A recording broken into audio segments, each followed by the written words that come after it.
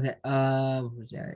Oh yeah. So right here, I was just saying for the prisoners of war thing, if they were from the prison, if they were a prisoner of war, they would have two options: either accept Islam or get killed, or we're gonna kill you.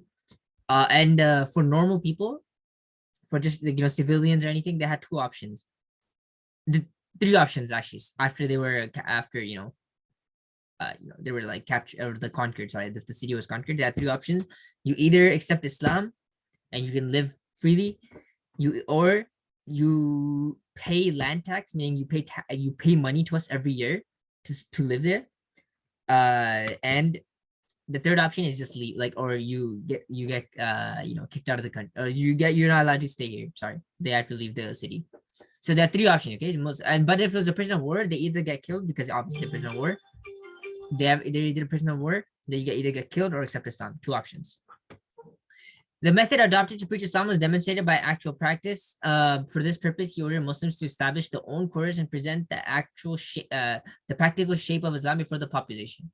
Saying the truthful way, the inhabitants of the place were attracted towards Islam. No soldier was allowed to take any property or any item by force from the conquered people because of the fair treatment by the Muslims. Sometimes the whole army of the enemy accepted Islam. After the Battle of Qadisiyah, a battalion of 4,000 Persians accepted Islam. After the victory of Jaluda, the chief of the place, entered into the fold of Islam along with its inhabitants. The commander of the army of Yazdagerd, if you remember, Yazdagerd was the what was he? I don't remember. He was the governor, I think, or something, or the emperor. He was the emperor, yeah. So he's the emperor, the new emperor that was leading the Persian army. Accepted Islam with his battalion during a battle in Persia. All the inhabitants of the town of Bulhat in Egypt accept Islam at one time without the use of any force, but only by seeing the piety of the Muslims.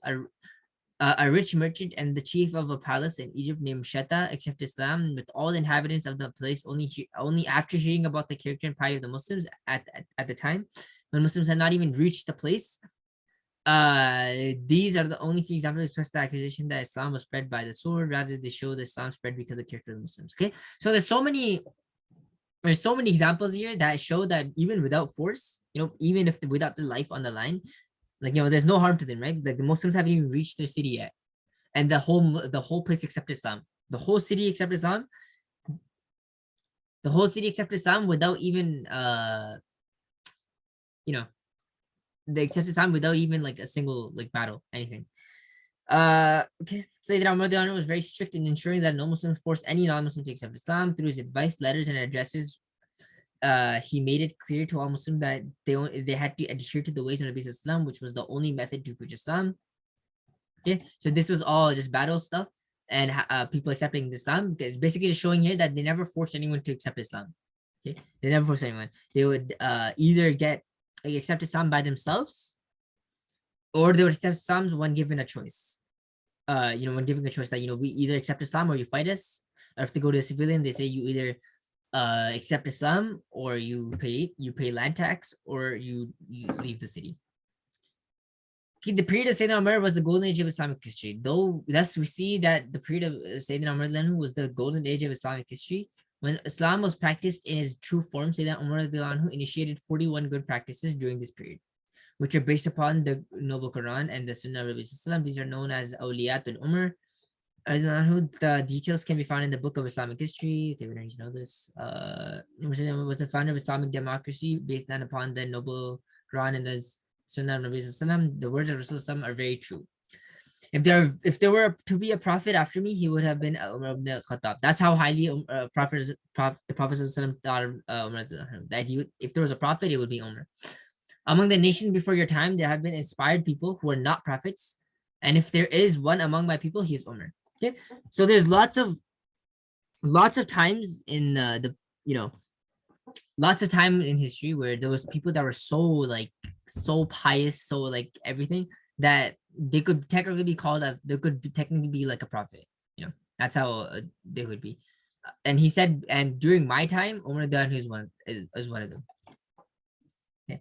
Now this time, Sayyidina Umar fixed salaries for all the companions of the Holy Prophet. He was a wise judge of men. and he distributed public offices strictly according to the talents and merits of people around him. This made for a highly efficient administration, but he was equally strict in insisting that all sovereignty belonged to Allah. No man or ruler, commander, or caliph would command special privileges by virtue of his office or claim any superiority over others because of his personal achievement. Okay, he made it strict that everything belongs to Allah and no one is above Allah. Even though he's a caliph or anything, he made sure that Allah was on top.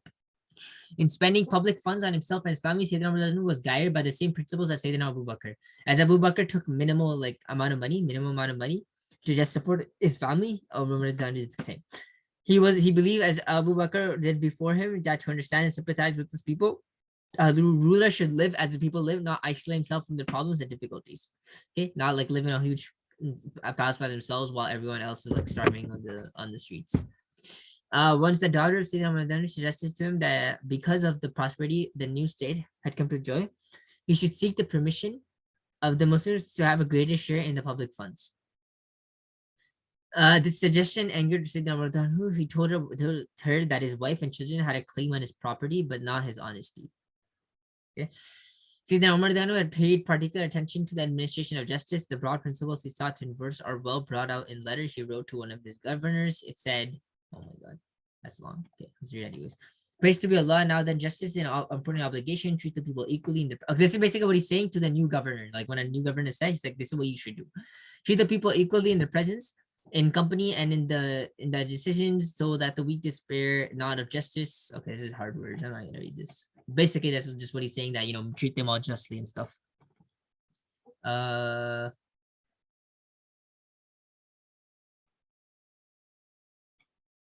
Yeah, and also make sure when you're judging people, you always have justice and you're doing it properly.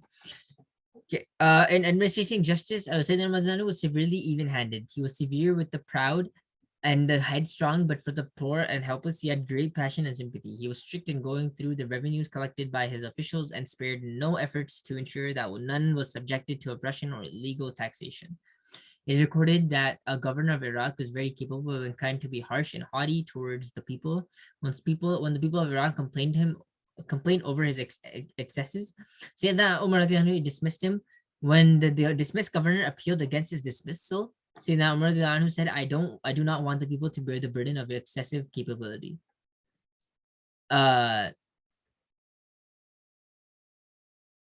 So just like this, just because when the governor of Iraq when Umar found out that he was treating people harsh and haughty, Umar immediately dismissed him. Towards the end of Khilafaat of Sayyidina Umar, his rule covered an area approximately 2.25 million square miles. In what manner did this mighty rule live? When an envoy came to Medina to pay a visit to the commander of the faithful, he found Sayyidina Umar on the bare earth with a stone as his pillow. His body drenched in perspiration.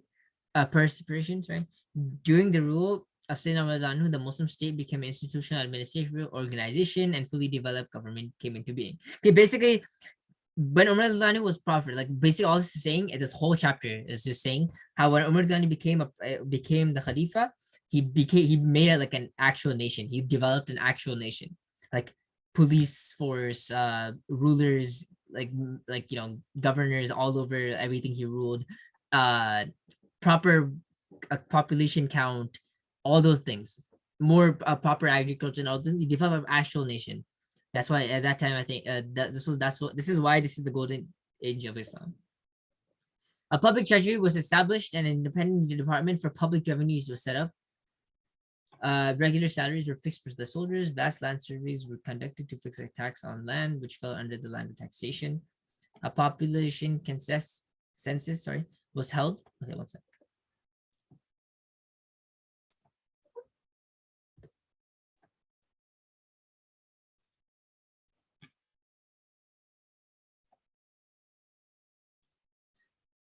Okay. Canals were dug, new cities were founded, the concrete lands were organized into administrative units. Sayyidina Umar himself set a standard of public responsibility by going around at night to keep himself informed regarding the conditions of the people. New roads were laid, wells were dug on the side of the roads, and travel lodges built for travelers. Arrangements were made to support the needy and the poor from public funds without any regard for their religious following.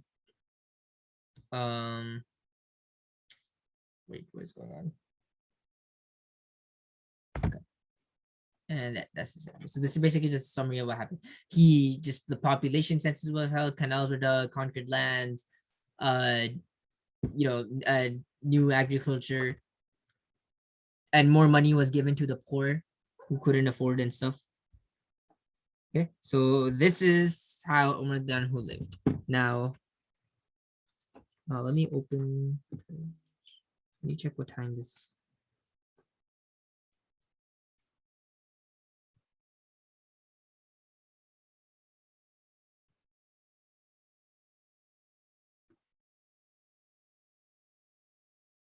$7:48. Okay. All right. So now let's move on to the questions. Okay. Oh yeah. Before I did actually, that's not that. I have something else I want to do. So next week, yeah, next week I'll just ask you guys too. Next week, do you guys want to do a test, or do you guys want to do presentations first and then test the week after, or do you want to do test next week and the presentations the week after?